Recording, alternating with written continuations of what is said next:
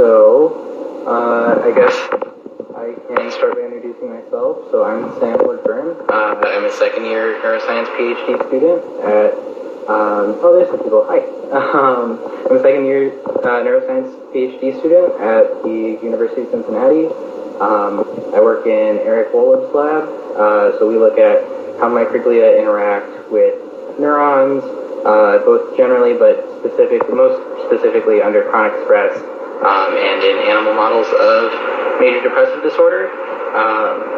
So we've got a couple of projects going on about that, and a couple of papers and reviews. If you want to check those out, I think they're cool. Hi. So I guess to get started in talking about depression neurobiology, we can talk about what depression is exactly. So there are lots of different, so depression is a mood disorder. So that's a broad category of psychiatric illnesses, and that can include things like persistent depressive disorder, which is, more bad days than good over the course of about 2 years. And there's catatonic depression, which is much rarer, but the most common and the most studied version of some sort of depressive disorder is major depressive disorder. And so last night there was a question about how do we diagnose depression, and can we quantify it, which I think is a really good way to start off. So the diagnostic criteria for major depression is reduced interest or pleasure in activities that normally a person would really enjoy, or would make them feel happy, and that has to last for more than 2 weeks. And there is the caveat, of course, that you have to have a impaired daily function. So it's not just being sad; it's being so down that you can't get out of bed maybe, or that you can't do things that you normally like doing, and that you feel distressed by this. And there are also a list of symptoms that you need to be positive for. So those symptoms include depressed or irritable mood most of the day, every day, and these are all indicated too by usually by self-reports that a psychiatrist would administer. So depressed mood or irritable mood, decreased interest or loss of pleasure. Anhedonia is the word for that. So hedonia being pleasure or liking, and not.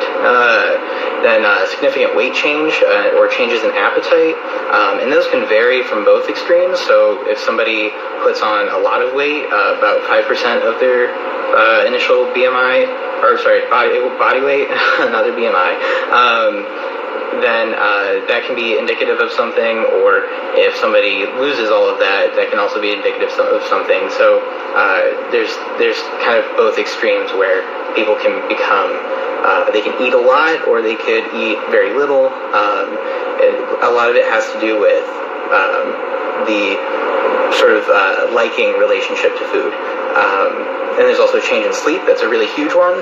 It's actually really interestingly pretty conserved across animal species too. So a big predictor of major depression, and we'll get into this a little bit later, is chronic stress. With chronic stress, in animals you get what are called depressive-like symptoms, and you also see I got a question, I'll get to you in a sec. So in chronic stress you see a lot of, sorry, I've lost my train of thought. So with chronic stress you see what are called depressive-like symptoms, or behaviors. And when you see those, it's kind of indicative that the animal isn't doing as well under chronic stress.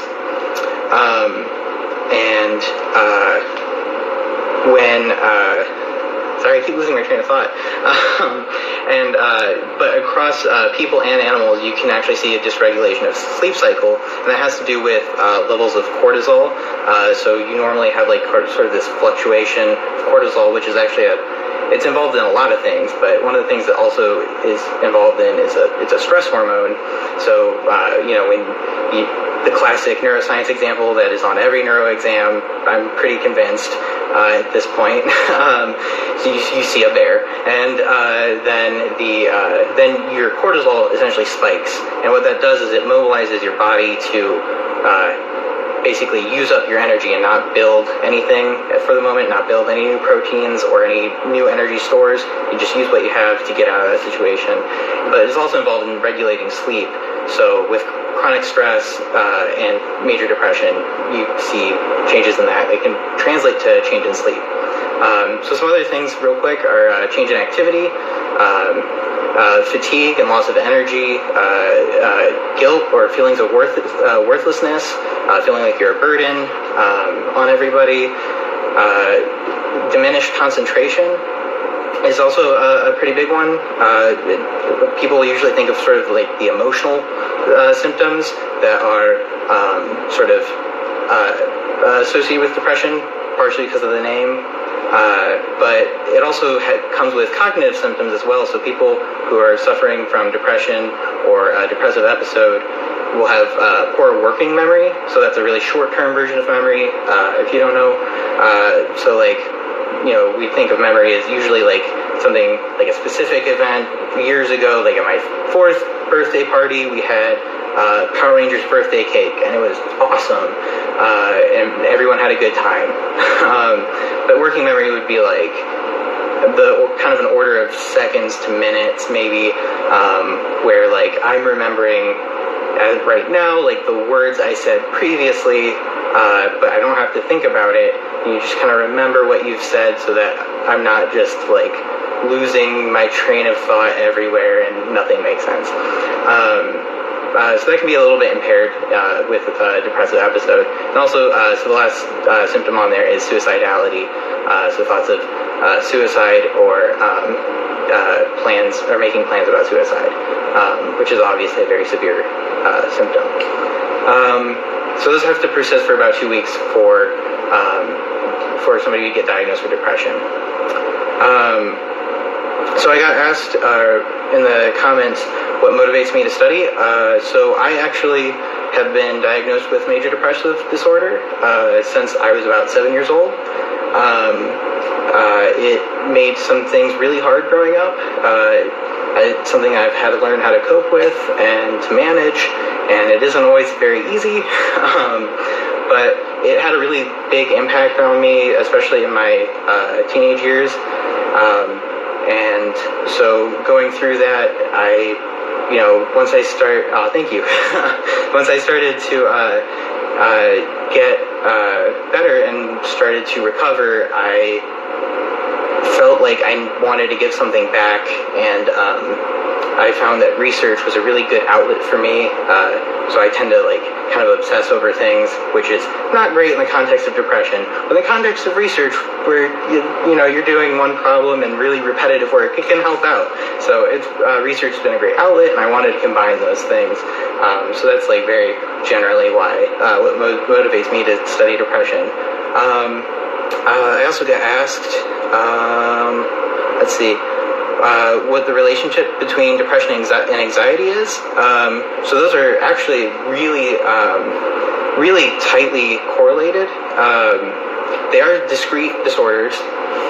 So there is enough of a gap between what we consider depression and what we consider anxiety that we don't lump them in, but they are often comorbid, so that somebody with anxiety or somebody with depression might have also the other,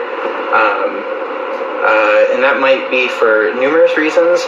For example, just getting into some neurobiology, so the amygdala, for example, it does a lot of things, but one of the main things it can be involved in is fear response, and that tends to be sort of hypertrophic, a little too responsive, hyperexcitable in people with an anxiety disorder. or in animal models of anxiety disorders. And we can also see that in some instances of animal models of depression. So there's potentially an underlying mechanism that kind of relates those things. I got asked also any biomarkers for depression. So that is something that is kind of tricky. So depression is sort of, if you think about it, it's really heterogeneous, and all of these, and pretty much any mental illness or psychiatric disorder, or mental health condition, however you want to call them, they all present very differently in different people and can be related to different things in their lives. Let me get a drink of water real quick.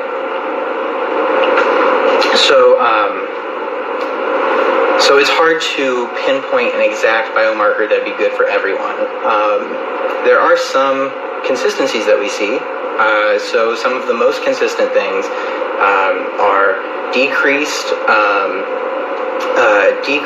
activity in prefrontal cortex. I see somebody's pointing out problems with serotonin reuptake.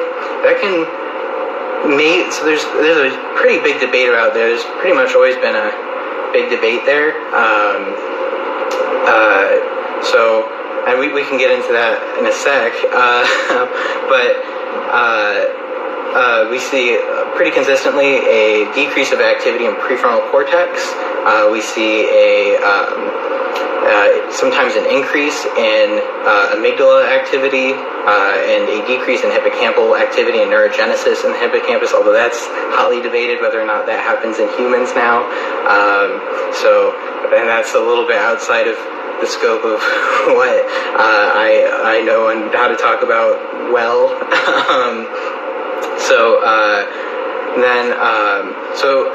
As for someone else asked how can we prevent someone from going through with suicide? So something really important to consider that suicide is a preventable thing.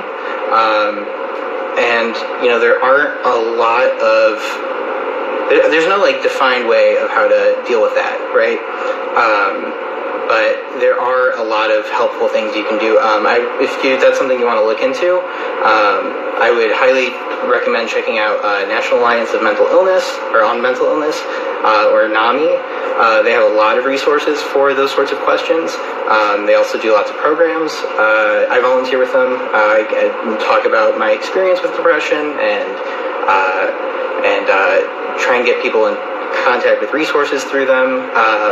So they do classes, and they have workshops that you can attend and lots of resources available to help people with any mental illness kind of get on the path to recovery. So as for the serotonin stuff, so there's a bit of a debate. So most of when you usually get prescribed an antidepressant, it affects serotonin reuptake. So you're increasing the amount of serotonin in the synapse. But there's some inconsistencies there. So if you just increase serotonin through genetic means, for example, in an animal model, it doesn't reliably provide an antidepressant effect. And so there's a genetic mutation on serotonin receptors that can increase susceptibility to depression after chronic stress or some sort of preceding event. But it's not entirely clear, and it increases suicidality as well. But there are also a lot of other things downstream of that, so that can have kind of a ripple effect, because the brain doesn't just one or two systems. It's a really intricate network, and unfortunately, depression isn't like a lesion where it's pretty easy to see this part's broken.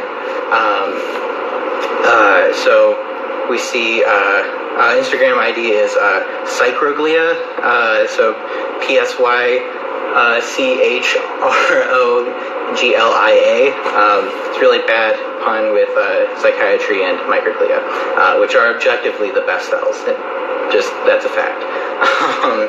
So there's a bit of debate in the serotonin reuptake stuff, especially because not all patients, and this is kind of a huge issue, not all patients respond to typical antidepressants.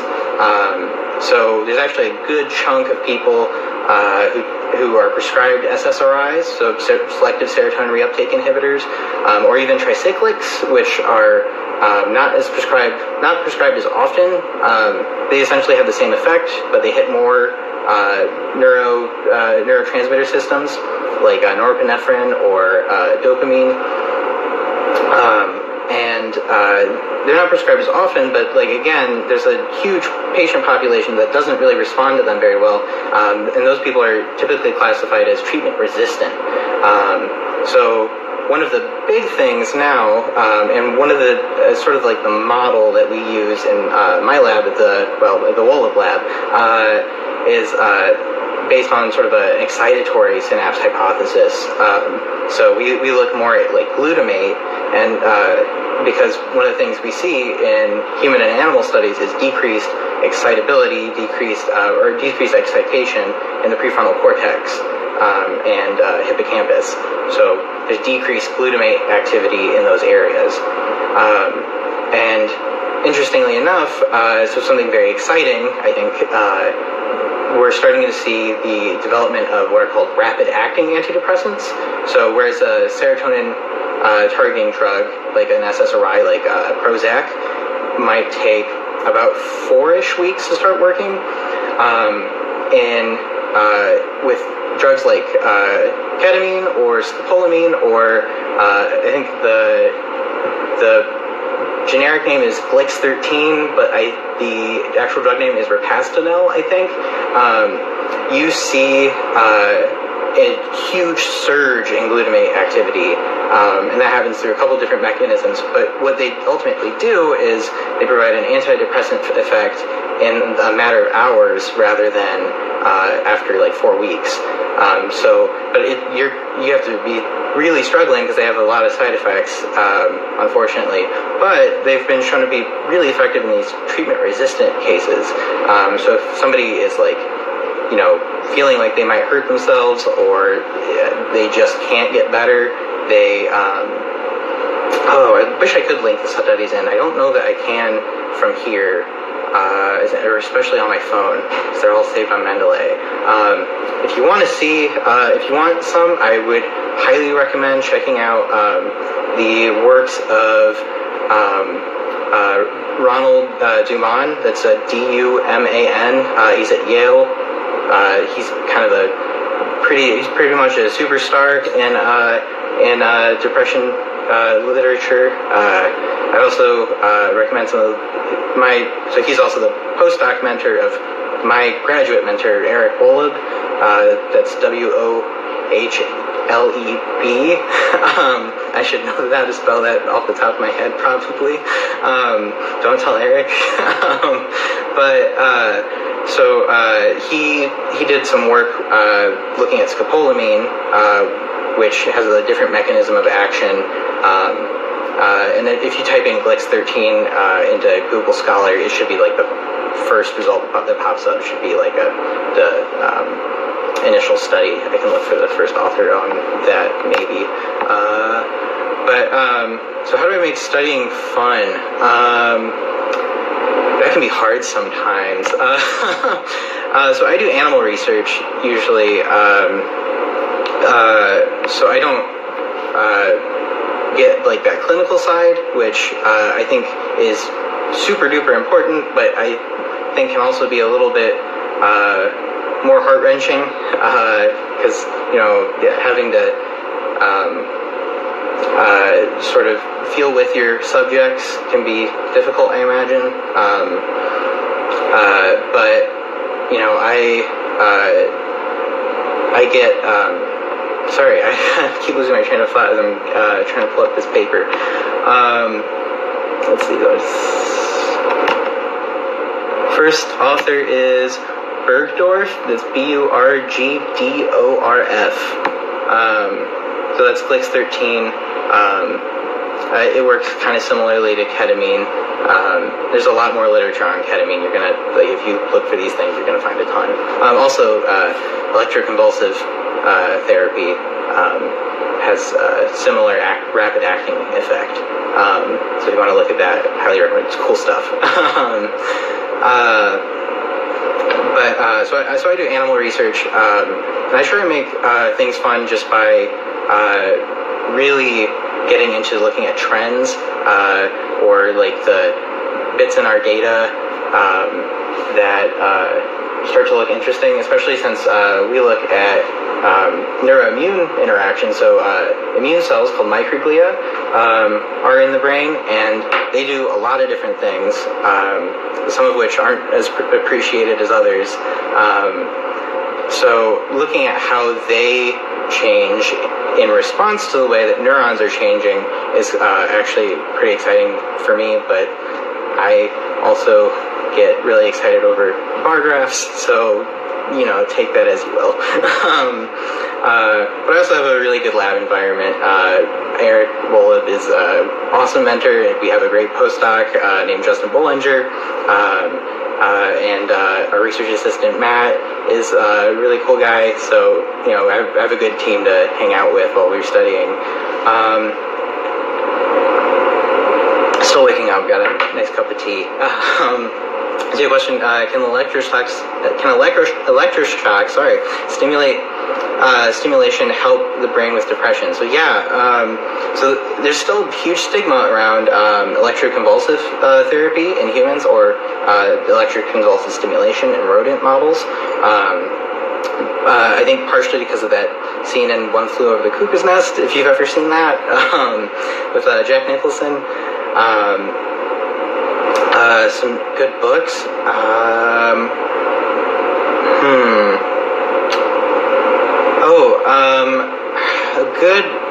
A good one is How the Brain Changes Itself, and the sequel to that, How the Brain Heals Itself. Those both deal with like neuroplasticity. I think they actually, in the second one, have a whole chapter on psychiatric conditions. But it's a really good read if you're really interested in like how the brain changes through stimulation, and it can be treated. Actually, I think they get into electroconvulsive therapy, because essentially the way that works is you're just so like I said, in depression, you see a decrease in activity in the prefrontal cortex and hippocampus, and some decrease also in the nucleus accumbens, which is involved in like pleasure and wanting and liking things. ECS just basically just like floods that with activity, or ECT in people, sorry. So it just floods that with activity, because you're giving the neurons a current, or a huge electric stimulation, so they just kind of like fire like crazy, and that can lead to neuroplasticity, because there's that classic saying in neuroscience, neurons that fire together wire together. So if neuron A fires and neuron B gets the signal and also fires, and it's two important components, then neuron B will, the next time neuron A fires, neuron B will be more likely to fire. And so electroshock therapy, or ECT, as it is clinically called, it improves that by essentially like making sure that happens, because it's a ton of activity. But it does take a little while to like you see the effects right away, but for a really persistent, lasting effect, it might take a couple sessions, which is kind of the downside with some of these more rapid acting treatments. So that's a bit about electroshock. And then I think somebody also asked a question about rumination and glutamate levels, and I'm not sure about that. There is some work looking at, because some of these things, so like, there's some work looking at rumination in what's called the default mode network. So in imaging studies with people, they can set them in an MRI and just like the baseline activity that's called the default mode. So you're not doing anything, which has to be really boring as a subject to just kind of like stare at the scanner and like just kind of like hang out for a while and not move at all. But that is different that's a little differently regulated or active in depression. And that seems to have some links with rumination, and a lot of that has to do with prefrontal cortex.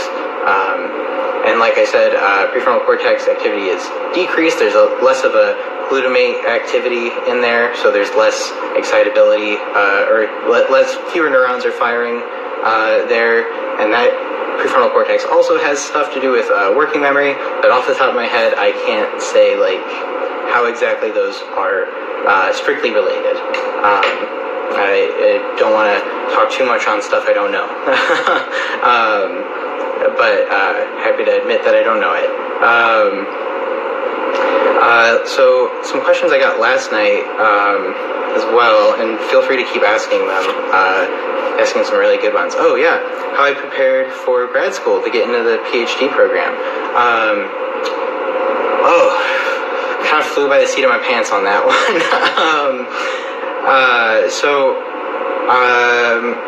I initially, as an undergraduate, I really thought I wanted to go into psychiatry. I was kind of pretty much always dead set on studying depression in some way, or helping with people with depression directly as a clinician.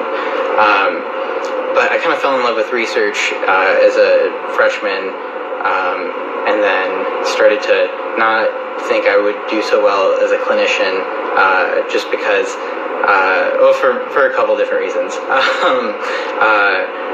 But to actually prepare, I try to continue with my research first and foremost, and I tried to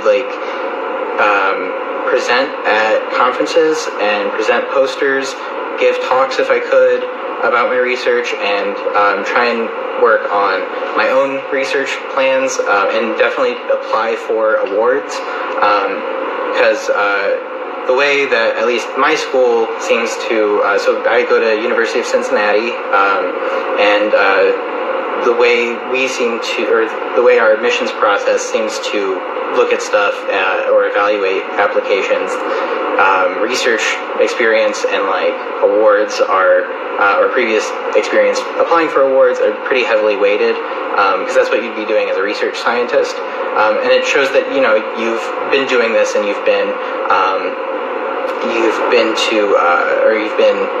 trying to build your CV and trying to work as a professional, even at an early stage. So I would say that's probably the best way to go for that, at least in my opinion. Obviously classes are important, and GRE is fortunately becoming less and less important. Thank God. Flashbacks to that. I got a question. What gates CRISPR-Cas9 for neuroscience? So there's probably a couple different issues.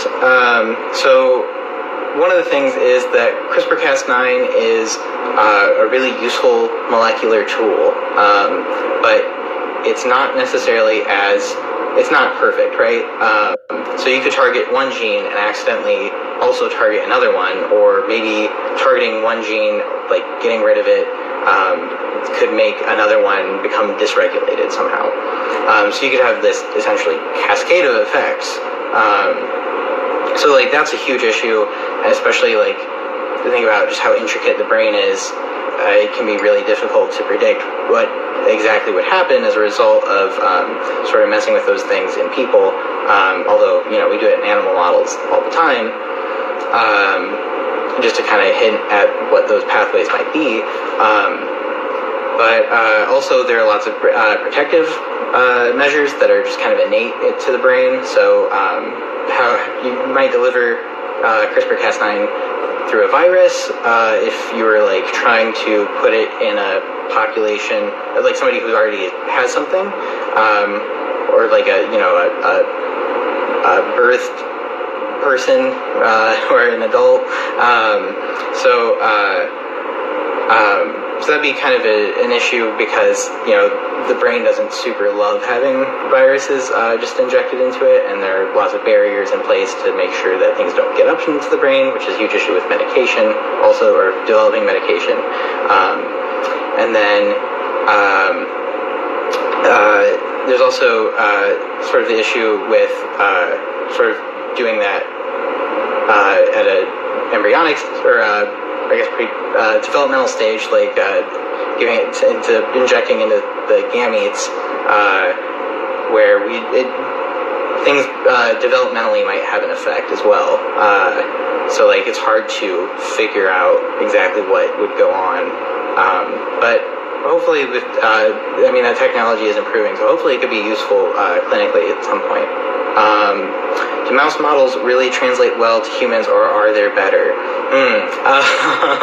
So yeah, there's always been a pretty contentious debate about that. So obviously, in terms of depression and depression neurobiology, or any neurobiology,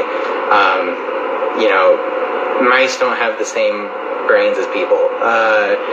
They do not have the same brain regions as people. So you get some limits. There are limitations, and it really depends on how you interpret your data more than anything else. Because you don't want to do a mouse study and say these mice have depression, because you don't know that. How would you know that? Did you make them fill out a survey? I'm then more impressed that they can do that. That's what you should do the study on. But at the same time, those circuitry and sort of analogous brain regions. So in the same way that you see a conservation of certain bones throughout evolution, you see a conservation of certain brain circuits throughout evolution. So that can be a useful tool to hint at what might be happening or what might be an underlying factor. It's just important that you don't over-interpret or over-extrapolate, but it's useful for that preliminary thing, preliminary data. My take on genetic determinism, not so determined, I guess. I am very into epigenetics and how our environment, or even just cell-cell interactions, if two cells are signaling each other a bunch, it changes things. They regulate things differently. They respond to each other. Things can change. But that being said, how much they can change is ultimately in part determined by what genes you have. So it's kind of somewhere in the middle, if the DNA is a script for a play, and epigenetic markers or cell-cell interactions or what have you are sort of the punctuation or notations you might make for that script, it can totally change the interpretation. You can come up with a totally different play, but you ultimately are still reading the same script. Just it can have different effects. And that is a metaphor I have stolen from Nessa Carey's Epigenetic Revolution, which is a fantastic book, and you should absolutely check it out. That one in Junk DNA is also very good. She's a very, very, very good writer, and very funny on Twitter. Can people undergoing a methadone treatment get addicted to methadone? I'm not sure. I'm not too familiar with that literature, unfortunately. Yeah, I can't say I can speak on that. I know some people doing similar research on methadone, but it's a little different. But yeah, I can't speak on that. Sorry. I did get some. If you guys have any more questions, please feel free to ask. I got some last night as well. Sorry, my girlfriend's doing a weird dance to make me laugh.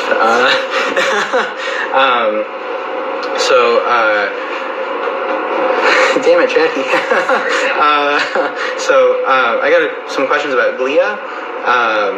Take on brain-computer interface by Neuralink, Elon Musk. That sounds dystopian. I'm not sure. That stuff's always kind of intrigued me. I haven't ever looked too much into it. I'm much more of a biology kind of person, although the interface stuff is kind of neat, what we can do, or how we can translate neural signals. I don't know. I got some questions on glia, though. First off, I got some questions about how astrocytes are involved in depression.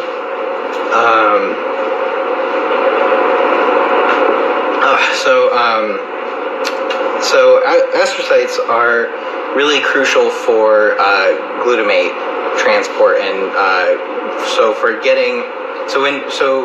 in order to get glutamate into the brain, you have glycine, which is an amino acid, and it's transported through the blood into astrocytes sort of take it up, and they can convert that, or they can send that to neurons, and that can give to and neurons can convert that into glutamate, which is the primary excitatory transmitter. 90% of your synapses are glutamate synapses, I think, remembering that correctly. That's really important for excitatory transmission. Things can become dysregulated with chronic stress, which is the number one predictor of depressive disorders. Also is how we do animal research in with animal models of depressive disorders, particularly MDD again. I'm getting a lot of brain-computer stuff. Coming from the brain-computer interface, what are your views on consciousness and the mind? I don't know. I think consciousness is one of those things that is kind of hard to define, and I feel like that has to be addressed before really delving into those questions. Compared to old times, are we learning things faster given our relationship with technology? I don't know. I feel like I do a lot of learning, but I also do a lot of looking at dumb videos on YouTube, so it's hard to say. I'm not sure of any statistics on that, though. It'd be interesting to look at. But with this glutamate transport, what we get is with chronic stress, so basically the transporting protein that takes in glutamate for astrocytes from the synapse. So neurons shoot out their glutamate, and then astrocytes kind of eat it up through this protein actually called EAT, EAAT, and then they convert it into glycine, which they can give back to the neuron, because they don't want to give them glutamate back, because that would trigger a response, which could be a bad thing. Essentially that can become dysregulated or downregulated in depression. So you get glutamate kind of hanging out in the synapse for a little bit too long, which can be a bad thing, chronically anyway. In a very short-term way, it can be a great thing.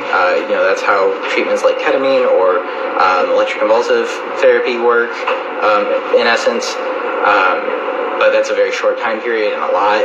This is just kind of a little bit more, which is something that chronic stress actually just kind of facilitates or causes to happen.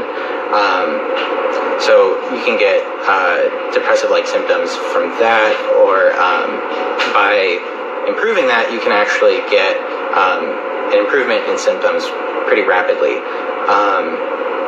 And I see some people asking about psychedelic research. I feel like it's hard to, as far as how our mind works, I feel like it's hard to say for any type of research. I think that it does have a lot of potential to answer some really good circuitry questions, especially.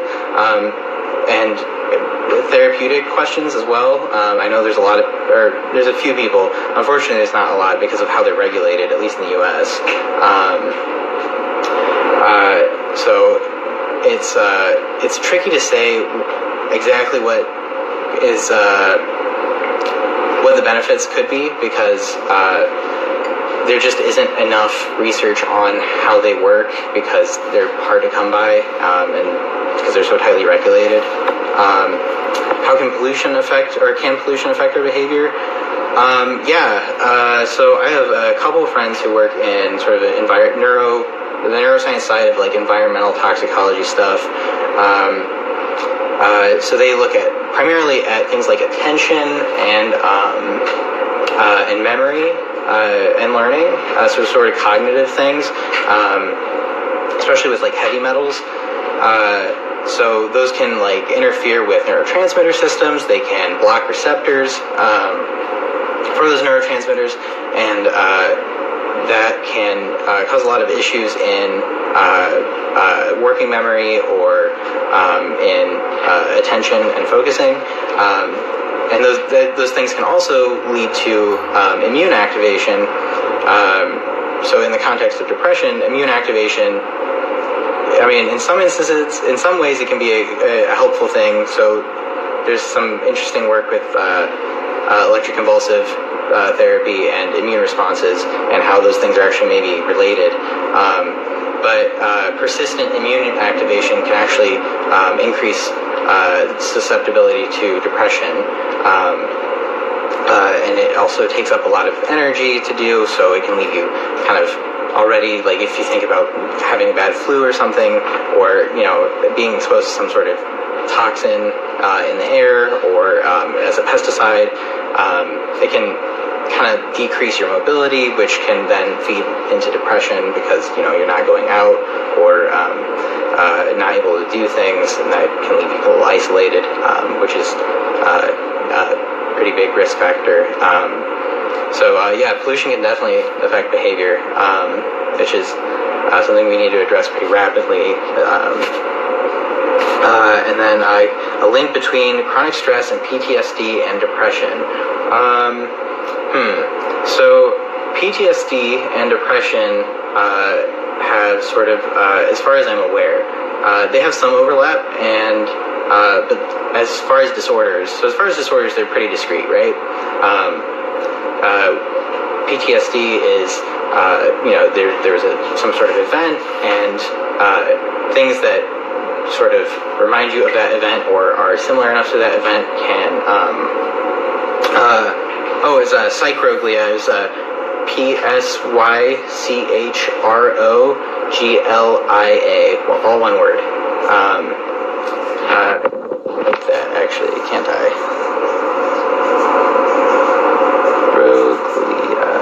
I spelled my own thing wrong. There we go.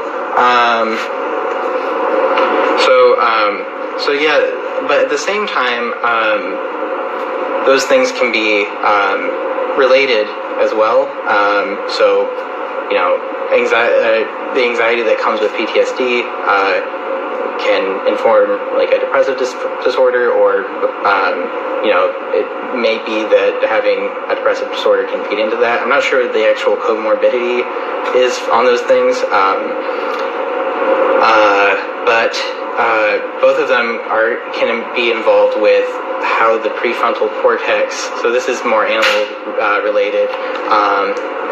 This is more animal study related, but prefrontal cortex connections to the amygdala can be kind of dysregulated or are dysregulated in animal models of both disorders. So there's a little bit less prefrontal cortex input into sort of the amygdala's sort of auto-inhibitory mechanisms. So like it can't inhibit it, or you can't cause it to inhibit itself. The amygdala is kind of hooked up in a weird way. So those are nucleus accumbens, but it kind of makes them cool to study. My opinion on meditation. there's an increasing amount of literature looking at meditation and mindfulness stuff, and it seems to be pretty helpful with sorry, Jackie's doing weird things off camera. There's some information out there to really suggest that it can be helpful for some people. Not everybody. It's one of those things that, if it's helpful for you, then why not do it? And you don't lose anything by trying, so might as well. A lot of mindfulness stuff has looked at also like the influence of mindfulness techniques and meditation on like white matter integrity and like connections between prefrontal cortex and hippocampus with other sort of limbic areas. So like the limbic system is really involved with emotion and how processing those things. So a lot of them are imaging studies, obviously, because it's hard to do in animal models. But it has some, there's some limitations in like what we can say, like as far as like the biochemistry or like the cell specificity. But there's some literature to at least suggest that it could be worthwhile for patients, and why not try? If that's something that could help. How to deal with information overload when studying? Oh boy, you tell me. What I've been doing recently is trying to really organize my notes. So I use a citation engine for like papers that I keep. I use Mendeley. There are lots of those though, so that helps with like citing papers anyway. But I try to organize that as much as I possibly can, especially because like my attention span is like 0. So that helps me at least stay organized, so that I don't have to work as hard to remember what I've got, and I can also like put stuff away for later and find it later, so that I don't get as overloaded. As far as like classes go, I try and like write really simply in my notes. Like I try to assume that when I look back at this, I'm not going to remember what they said. Like, do not do that. So I try and break it down as simply as possible, and like I do a lot of diagrams if I can, like if I have time in the class, just to like make sure that I'm getting the bare bones of what I need, and then like I can tack things on to that information later once I've got the basics down. Would it be possible in the future to control a human brain by firing just the specific paths? Oh, that'd be neat. I guess it's not impossible, right? I actually have a friend who had a neurophysiology class where they hooked up, and this was just to, I think, the antenna, but they hooked up electrodes to parts that were like how the antenna actually relay signals to the brain in like a cockroach, and they were like able to drive it around like a race car a little bit, which is just pretty neat. I feel like we're probably a decent way off for that from people, especially considering like how complex everything is. You'd have to get really specific, and things are very interconnected as well. But there are actually videos of that if you look it up on YouTube. I kind of wanted to try it out. It'd be an interesting thing to do. So I think transcranial electrical or magnetic stimulation help patients with depression. How far are we in implementing this in humans? I actually would see in clinical trials. And yeah, there are actually some people some clinicians I know that are able to do that. I think TMS is actually approved. That was pretty recent though, and I think ECT might be. I'd have to check on that. But yeah, can they help patients? Absolutely. That's what the data say anyway. So it's really exciting stuff. it gets into sort of the rapid-acting antidepressant sort of features where you get a flood of activity in the affected brain regions. So TMS is more targeted because electrical stimulation. That's transcranial electrical stimulation, though. I don't know if that's approved yet. I know vagal nerve stimulation is, but that's obviously not what you're asking.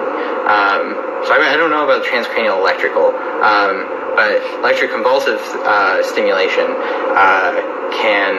so that's like a lot more widespread. Essentially, you induce a seizure under anesthesia, important caveat, and that leads to a rapid-acting antidepressant effect.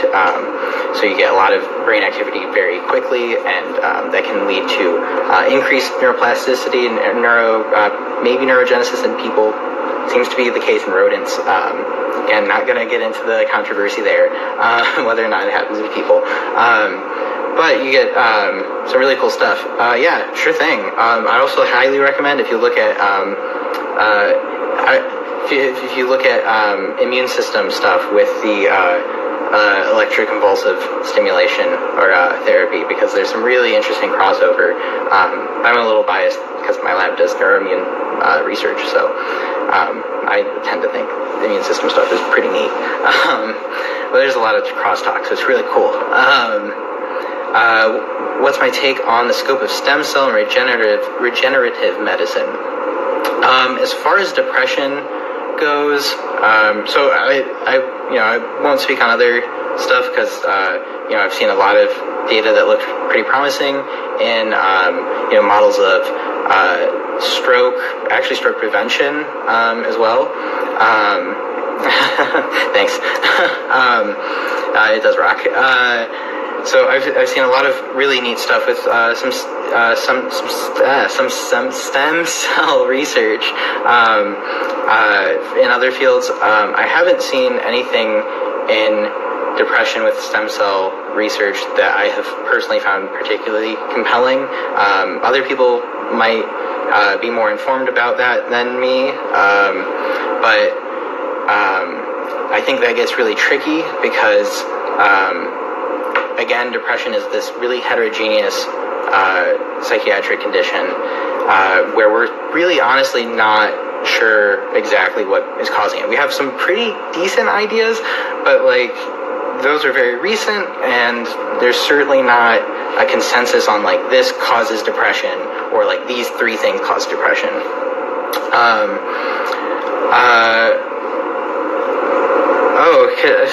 Sorry for being kind of sci-fi, but could it be possible to connect brains together to share thoughts? Oh, I have no idea. But my intro to neuro professor would love you. He was into that sort of stuff.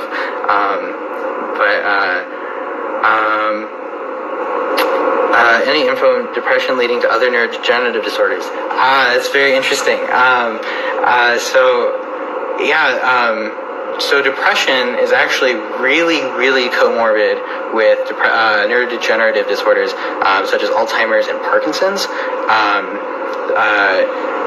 The exact mechanisms are not entirely clear.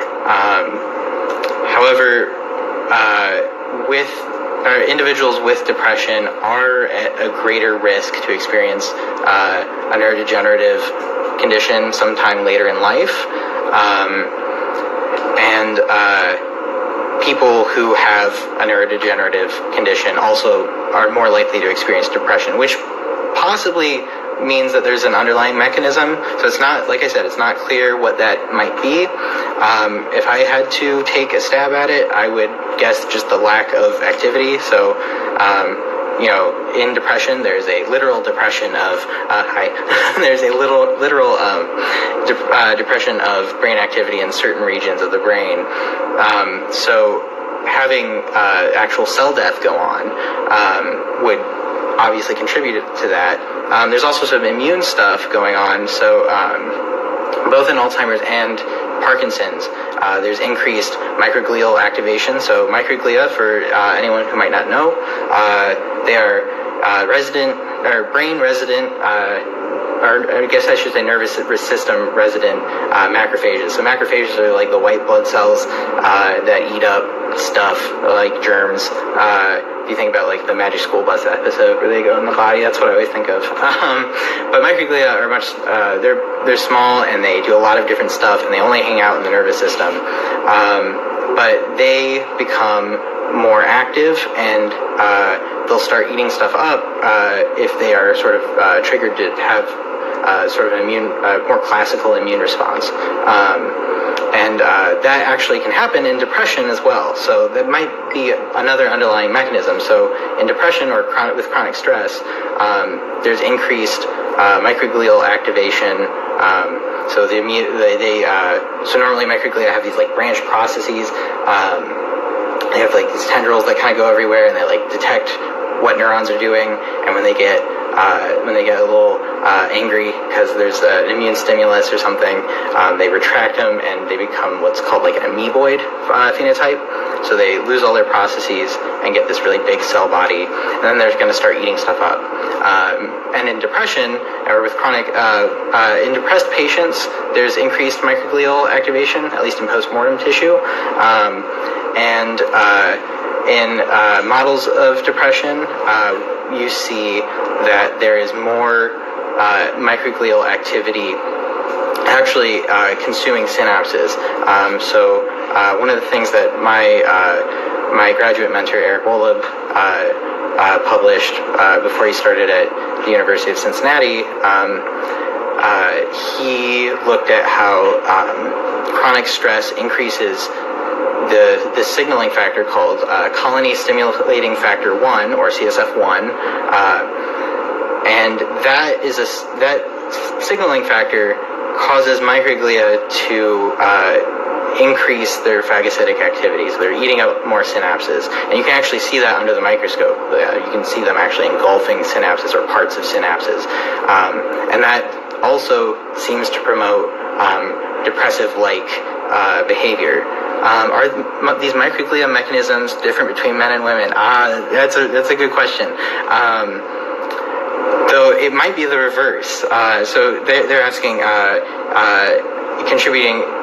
might those mechanisms contribute to the sex difference in depression in that women experience depression more frequently or women are more likely to get a diagnosis of depression than men. So that kudos to you on knowing that sex difference. It's very important. There hasn't been traditionally a lot of research on sex differences between or in neuroscience studies, even with depression, which is weird because there is that sex difference that we've known about forever. But like in animal studies, you just traditionally have been getting like male animals and saying like this applies to everybody. Now we know that's not necessarily true, especially with microglia. So there's a microglial difference in that it seems like male microglia are a little bit more destructive and in response to sort of an inflammatory stimulus or chronic stress than female microglia. And female microglia seem to actually be a little bit more neuroprotective, which is a really odd sex difference. Yes, we do try and keep sex differences as a relevant part of our studies, because like I said, that sex difference is really important, especially if our research ever helps to develop an antidepressant. It should work in both sexes, or we should know which one it works in.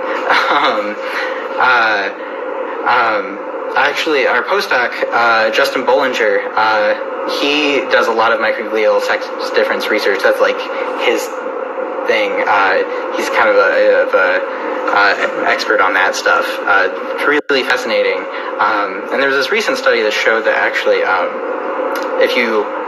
and this is kind of weird sci-fi stuff on some level, they basically like sort of depleted, so you can deplete microglia in the brain through a couple different mechanisms, and this one group actually did that for male microglia and replaced them with female microglia. And you okay? So they replaced them with female microglia and found that the female microglia were more protective than the male microglia in response to a stimulus. I'm running out of time, unfortunately. There's some really good questions on there. Oh man, unfortunately I'm going to have to cut it off, but thank you guys for participating and asking all these great questions. It's been a blast, so tune in to the next stream, and thanks for listening. See ya.